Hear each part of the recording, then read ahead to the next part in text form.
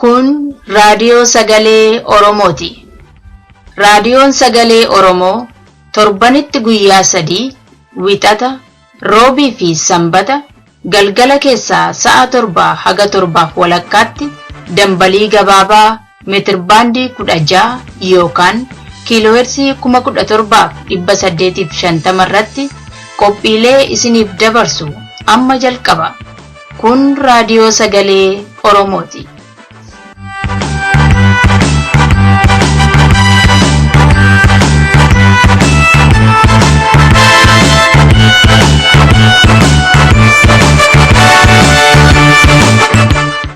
Akka mooltan dhaggeeffattoota raadiyoo sagalee Oromoo nageenyi badhaadhaa har'a guyyaa wixata guraandhala 17 bara 2014 guyyaa har'aaf sagantaalee qopheeffannes ni qabannee dhiyaannee jirra. Sagantaan keenya duraa qophii addaati. Qophiin addaa kun haala fincila diddaa gabrummaa biyya keessa deemaa jiru irratti xiyyeeffata. Qophiin keenya idilee immoo hundee fi fayyaadha. Lachanuu dabaree isaanii eeggatanii isiniif dhiyaatu keessummeessituun keessan bilisee sabaati amma gara oduutti isin dabarsa. Akka mooltan dhaggeeffattoota keenyaa oduu sa'aatii kanaaf qabnuun isin dhiyeessa. An oduu kanan isiniif dhiyeessu lalisee Wadaajooti duraan dursee hangafoota oduu. Uummati Oromoo taa'ee du'uurra wal ijaaree bilisummaa isaa akka dhugoomsatu Dooktar Mararaa Guddinaa hubachiisan. Xiyyaarri daandii qilleensa Itoophiyaa humnaan butamee buufata xiyyaara Jeneevaa qubatee baankiin daldala Itoophiyaa biyya Sudaan kibbaa saamamee ministeerri bishaanii fi jallisii Masirii bishaan abbayyaa oolfachuuf fala biraa barbaaddanna jedhan amma oduu bal'inaan. Uummati Oromoo biyya keessaaf alaa wal ta'ee ijaarsa yoo jabeeffate malee cunqursaa isarra ga'aa jiru jalaa ba'uu akka hin dandeenye Dooktar Mararaa Guddinaa ibsan. Dooktar Mararaan kana kan ibsan gaaffiif deebii raadiyoo keenya waliin godhan keessatti. Warri beekaa Oromoo jennuuf ijaarree saba keenyas ijaarrannee humna saba keenyaa jabeessinee gara fuulduraatti deemuudhaa fi kutannoon socho'uun irra jiraa jedha. Dhaggeeffattoota keenya gaaffiif deebii raadiyoo sagalee Oromoo Dooktar Mararaa Guddinaa waliin taasise qophii keenya kaayyoo keessatti sanbata dhufu isiniif dabarsina. Qabeenya daandii qilleensa Itoophiyaa kan ta'e xiyyaarri tokko humnaan dirqisiifamee Jeneevaa akka qubatu taasifame. Aljaziraan akka gabaasetti xiyyaarri kun imaltoota fe'ee gara Roomaa otuu deemaa jiru humnaan karaarra makfame. Ammatti kan beekame imaltoota xiyyaaricha keessa jiran nagaan Jeneevaa qubatanii jiru. Poolisiin akka ibsetti xiyyaarichi kan butame gargaaraa paayiletiidhaan. Gargaaraan paayiletichaas Jeneevaa Siwiizerlaanditti hirkannaa siyaasaa akka gaafate poolisiin ibsee jira. Baankiin daldala Itoophiyaa Sudaan kibbaa keessatti argamu humna hin beekamneen saamamuun gabaafame. Maddeen keenya jubbaarraa akka nu gabaasetti dameen baankii daldala Itoophiyaa magaalaa Malakal keessatti argamu guutummaatti saamameera. Horiin haga kam garuu akka saamame hin beekamne. Baankiin daldala Itoophiyaa haala kanarratti gaafatame saamichi gaggeeffamuu amanee jira. Garuu odeeffannoo guutuu ammaaf waan hin qindeeffanneef ibsuu hin dandeenye jedhe. Ministeerri bishaaniif jallisii Ijipti Itoophiyaa waliin karaa nagaa mariin godhamu furmaata akka hin argamsiifne ibsan. Ministeerichi obbo Muhammed Abdul Mutaalib Kaayirootti ibsa kennaniin akka hubachiisanitti Ijipti ammaan booda filannoo biraa barbaaddatti. Bal'ina isaaf dhaabasaa waaq jira. Ministeerichi duuchaadhumatti akka ibsanitti hidhaa laga Abbayyaa waliin kan wal qabate mariin haga yoonaatti deemaa ture bu'aa hin argamsiifne. Kana booda mariidhaan wanta argamu hin jiru. Akka biyyaatti kan gochuu qabnu filannoo biraa barbaaddachuudha jedhan. Haa ta'uti filannoon biraa isaan jedhan kun maal akka ta'e ibsa hin kennine. Warri Ijipti akka shakkanitti biyyooti biyya Masrii hin jaalanne Itoophiyaa wajjin hin jiru. Ijipti kanaafis tokkoffaa irratti kan keesse Turkiidha. Karaa warra Turkii wanti himame hin jiru. Gama Itoophiyaan immoo ministeerri dhimma kominikeeshinii obbo Reediwaan Huseen Itoophiyaa irratti waraana banuun ni danda'ama. Garuu Itoophiyaa mo'achuun hin danda'amu jedhu. Oduun sa'aatii kanaaf qabnu kanumaa qophii afee waliin tura.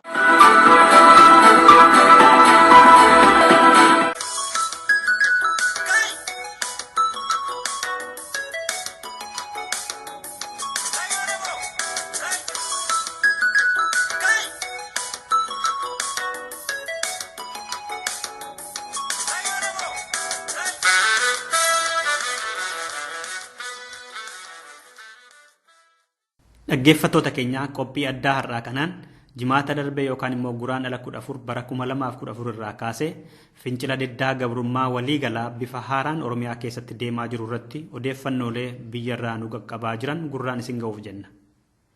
Fincilli diddaa gabrummaa qeerroo bilisummaa Oromiyaatiin dhaabbatee hin beeku jedhama. Keessattuu immoo manneen barnootaa olaanoo keessatti yeroo hedduu sababootaan wal qabatee barattoonni Oromoo gaaffii kaasaa turuun dhaga'amaa yoo naga'e. Inni ammaa kun immoo qindoomina kan qabuu fi mootummaas yaaddoo keessa kan galchedha jedhu gabaastonni keenya Oromiyaarraa. Gama tokkoon qeerroon bilisummaa Oromoo wayita ammaa kanatti eessatti maal godhaa jira laata? Kan jedhu gama biraan immoo mootummaan illee fincila kana fuuldura dhaabbachuudhaaf maalitti jira kan jedhu kaafne tokko tokkoon gurraan isin ga'uuf deemna jechuudha.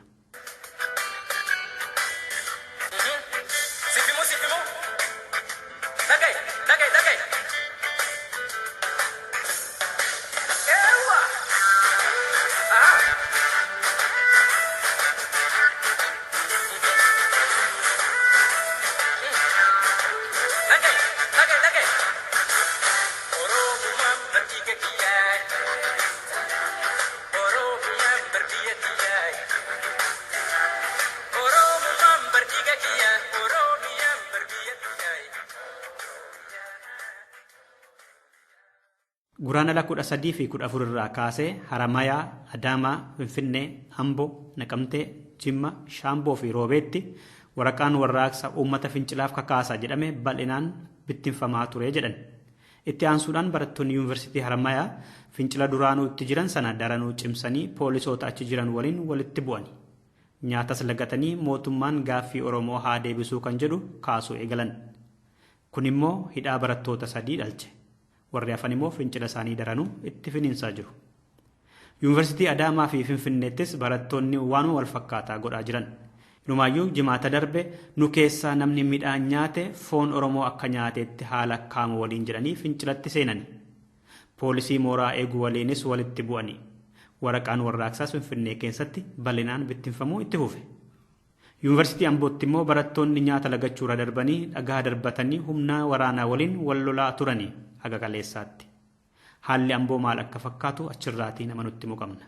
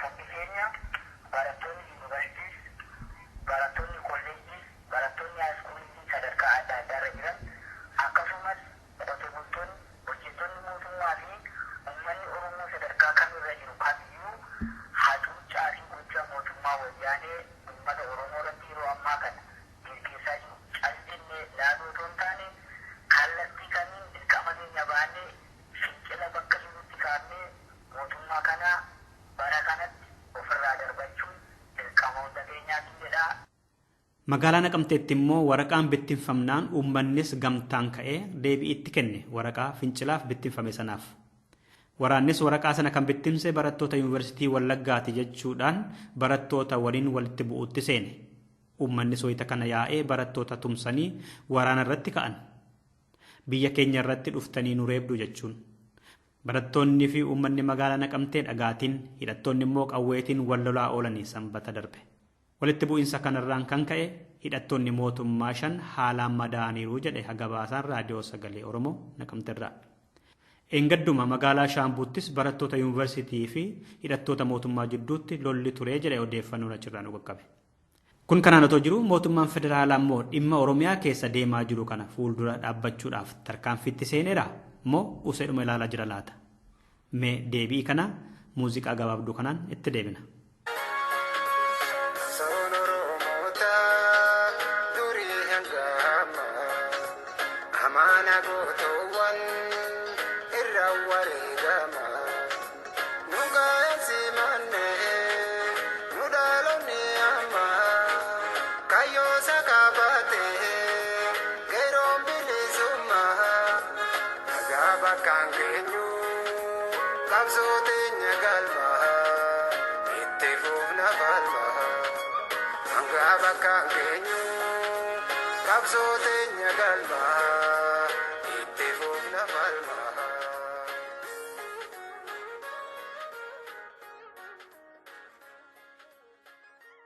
Odeeffannooleen yeroo ammaa nu gahaa jiran akka mul'isutti fincilli diddaa gabrummaa yeroo ammaa kana barattootaa fi jiraattota magaalaa Oromiyaa keessa hirmaachisaa jira. Kanarraa ka'uudhaan mootummaan sodaa keessa galeera. Kanaanis qondaalonni humna tikaa waraana biyyoolessaa fi poolisii federaalarraa dhoksaadhaan wal gahanii tarkaanfii fudhatamuu qaburratti tumaa turan Finfinnee keessatti. Xumura marii isaanii kanarrattis kan irratti walii galan hatattamaan waraanni federaalaa dhalootaan saba biraarraa bobbahan Oromiyaa bakka 4tti qooddatanii akka to'ataniif dirqamni itti kennamee bobbaafamanii kan jedhu irratti walii galan. Kanaanis waraanni dhalootaan kibba ta'an yeroo ammaa kana Wallagga keessatti, Tigree kan ta'an immoo naannoo Shawaa qubachuudhaan waan hundumaa abbummaadhaan akka to'atan, warri Gumuuz immoo Harargee keessa akka qubatan, Amaarri immoo Baalee fi Arsiitti bobbaafamanii quunnamtii uummataa kutuu, to'achuu, hidhuu akka danda'an irratti dirqamni itti kenname yeroo ammaa kana waraanni bakkoota hundumaatti bobba'anii jiran. Bakka hundattuu itti gaafatamummaan kan kenname warra Tigree fi warra kibbarraa dhalatanidha. Akkas godhamuun immoo waraana keessattillee dallansuu fi quuqama uumaa akka jirutu gabaasni nu qaqqabaa jira. Gariin maaliifii jedhu, gariin immoo ani bakka sanatti hin deemuu dirqama fudhadhee jechaallee jiruu jedha maddi keenya. Sagaleen warra dhalootaan Oromoo ta'anii waraanaa fi poolisa keessa jiranii haga ammaatti maal akka ta'e garuu hin dhagahamne. Jimaata darbirraa kaasee haalli hanga ammaatti Oromiyaa keessa deemaa jiru kana fakkaata. Raadiyoon Sagalee Oromoos odeeffata argatu qulqulleeffachuudhaan gurra dhaggeeffatootaan ga'uu itti fufa. Qophii addaa har'aas kanumaan xumurra. Ani Dassuu Duulaati.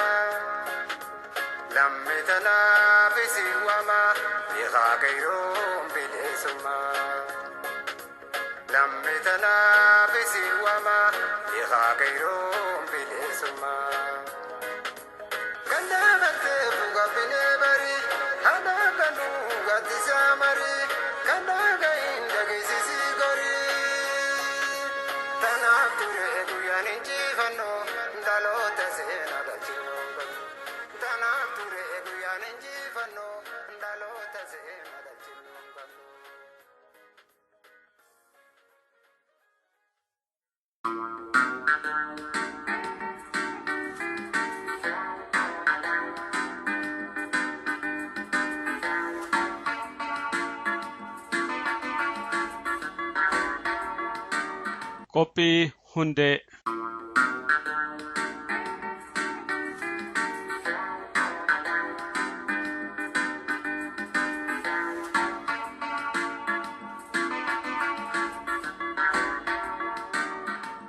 Akkam ooltan dhaggeeffattoota keenya kabajamoo. Kun torbaanitti sa'aatii kana kan isiniif dhiyaatu qophii hundeeti. Qophii har'aa keessatti seeraa fi aadaa da'umsaa fi sirna da'umsaa Oromoo ilaalla. Nu waliin tura.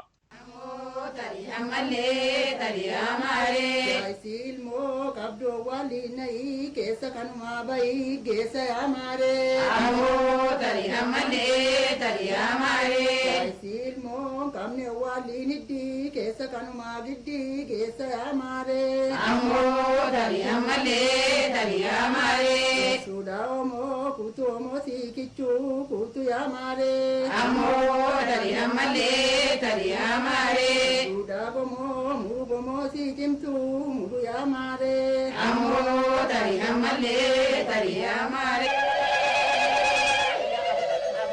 Magaalaa Jimmaarraa achi baatee kan argamtu araddaan qonnaan bulaa kun guyyaa har'aa keessummoota hedduudhaan guutamtee jirti.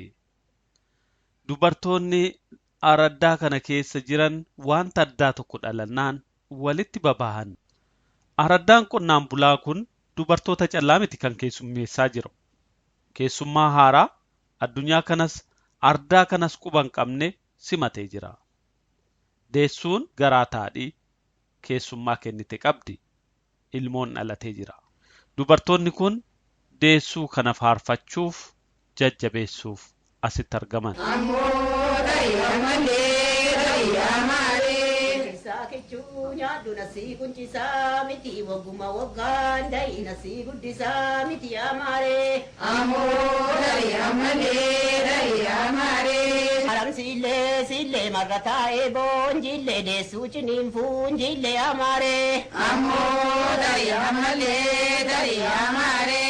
Ciniinfuu jiltee dhirsasiin kanaan siiftuum harkasiin ammaachiftuum yaamaaree.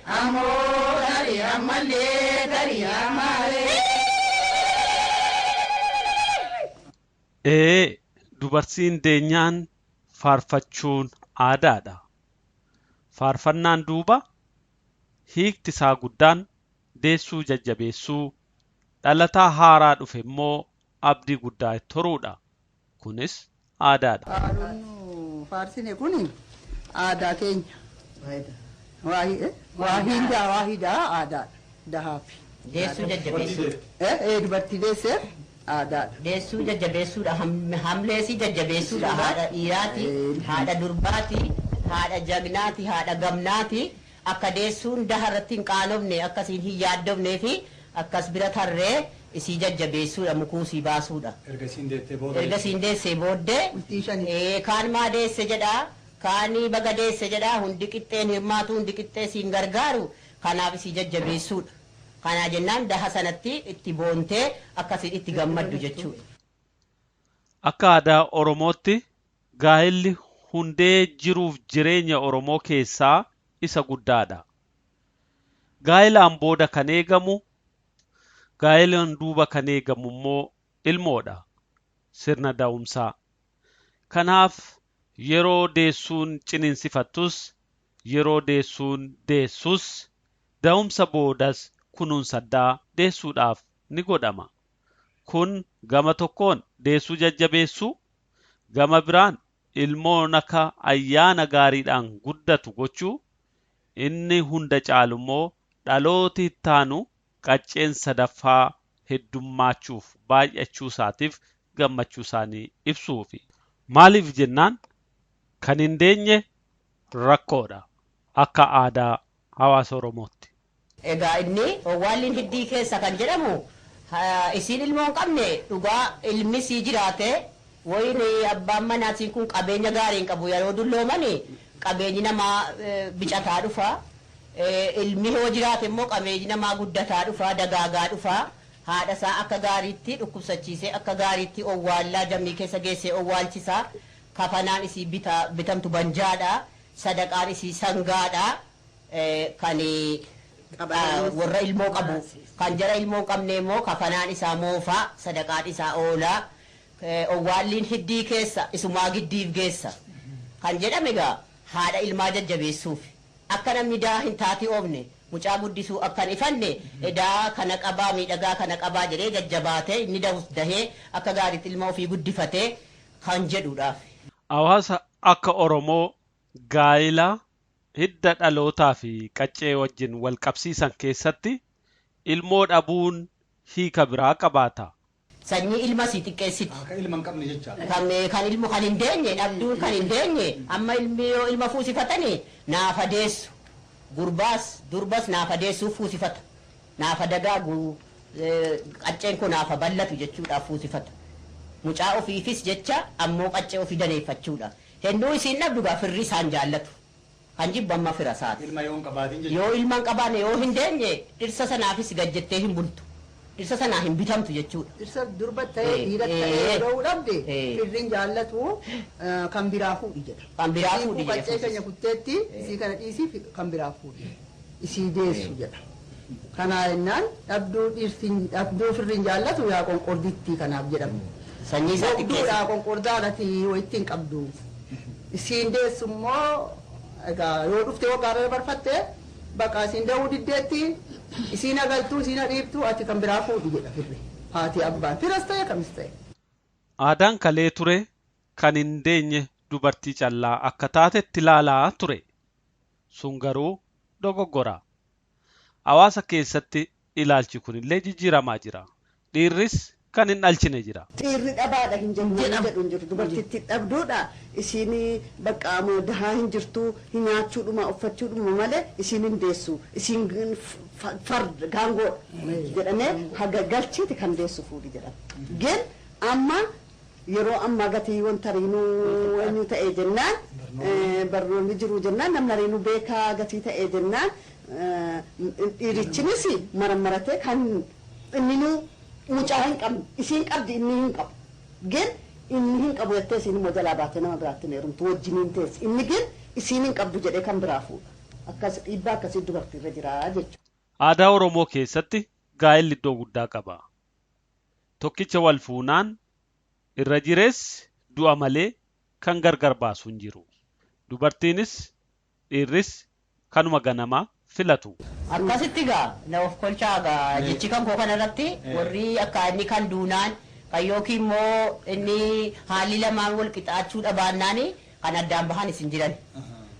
Kan jedhamuuf maaliifi dubartiin miidhagduun mana si akka qaldiitti hiiktu.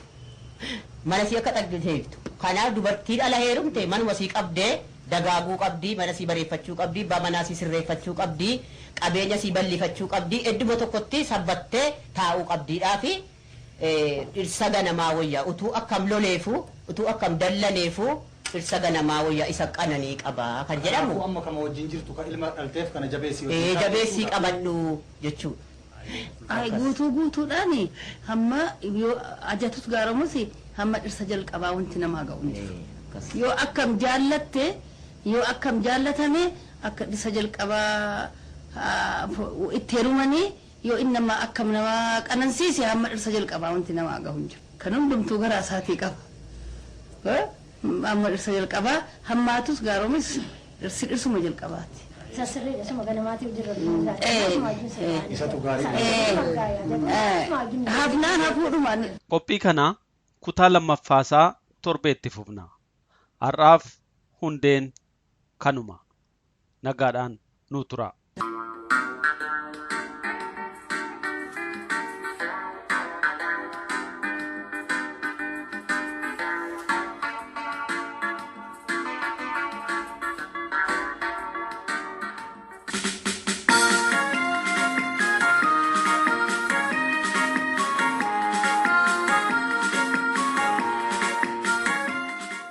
Qophii fayyaa hawaasaa.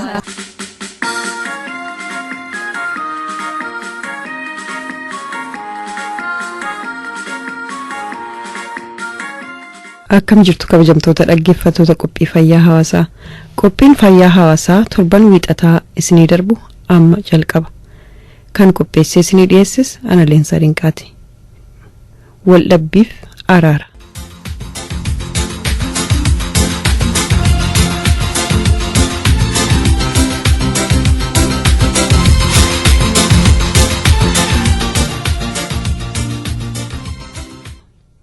Waldhabbiin yookaan konfilikt yeroo nama biraa yookaan dhibii waliin waliif galuu hanqatan garaagartummaa jara lameen gidduutti uumamudha. Waldhabbii yookaan konfilikt hiiknii fi akkitti dhimma bahamu baay'ee bal'aaf guddaadha. Hamaa yookaan jabaa fi laafaas ni qaba. Kan dafee furamuu fi hin furamne yookiin furamuuf yeroo dheeraa yookiin irra deddeebii gaafatus ta'uu ni danda'a. Kanaaf qophii kana keessatti bifa waldhabbii hundarraa dubbachuuf nuuf hin falatu yookaan hin salphatu. Maaliif yoo jedhame waldhabbii nam-tokkee gidduu, waldhabbii garee lama gidduu, waldhabbii ollaa fi ollaa gidduu, waldhabbii maatii gidduu, waldhabbii abbaa warraaf haadha warraa gidduu, warraaf ijoollee gidduu kan kana fakkaatan bifa hedduutu jiru. Bifa waldhabbii hunda tarreessinee hiikaaf furmaata isaas yeroo gabaabduu qabnu kana keessatti wal quba qabaachisuun waan hin salphanneef har'a waldhabbii maatii keessaa kan jedhu laalla.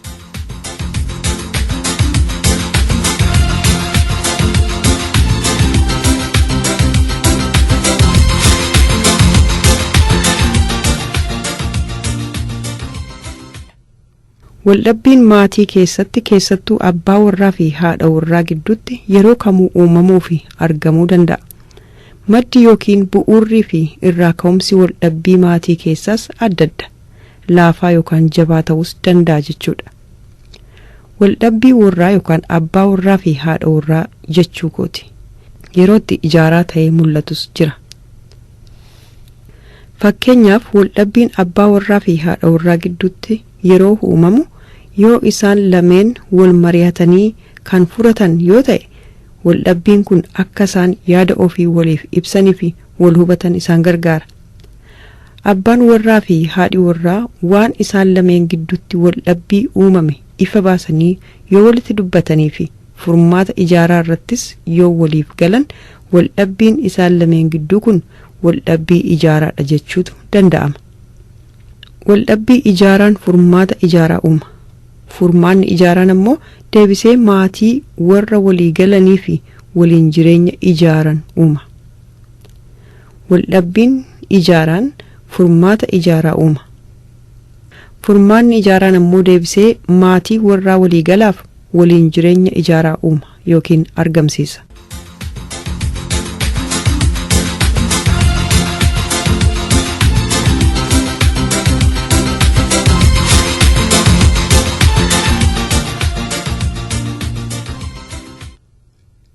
Waldhabbii diigaan warra gidduu maali? Waldhabbiin uumame walhubannaa fi mareedhaan yoo furamuu dhabe gara wal diiguutti geessa. Waldhabbiin warra gidduu yookaan abbaa warraa fi haadha warraa gidduu maatii isaanii keessatti jeequmsa uuma. Maatiin jeeqame jechuun ammoo yaadaan adda adda bahan jechuudha. Maatiin yaadaan adda adda bahe ammoo ni tamsa'a. Kanaaf waldhabbii diigaan maatii tamsaasa. Waldhabbii ijaaraan garuu maatii ijaara. Bultii isaanii jabeessa, miidhagsa.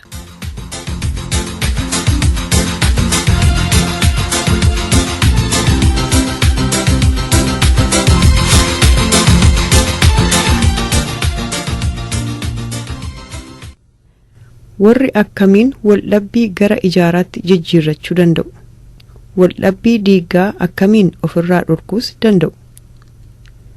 Dubbii babal'isuutti jarjaruurraa of qabuudha. Namuu waliif dhaggeeffachuu, waliif obsuu fi wal mormii hambisuu yookaan xiqqeessuudha.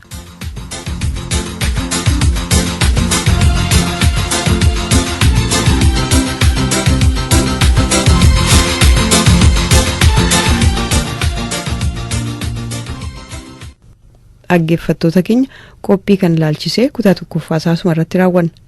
Qophii kan fakkaatuun torban dhuftutti walitti deebina. Nagaan nuuf tura.